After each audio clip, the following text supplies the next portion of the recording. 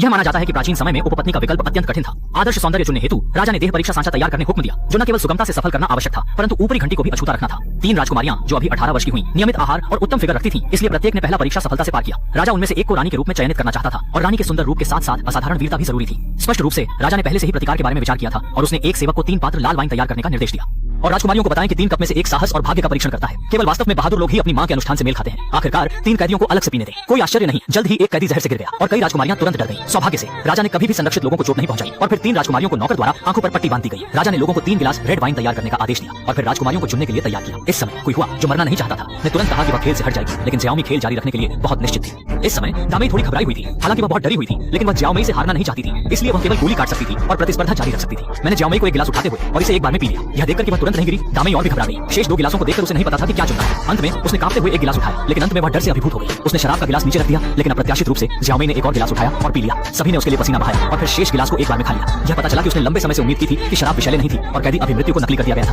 क्योंकि उसने खबर सुनी थी कि राजा अनुकंपी है। इस प्रकार ज्याओमी सफलतापूर्वक रानी बनी।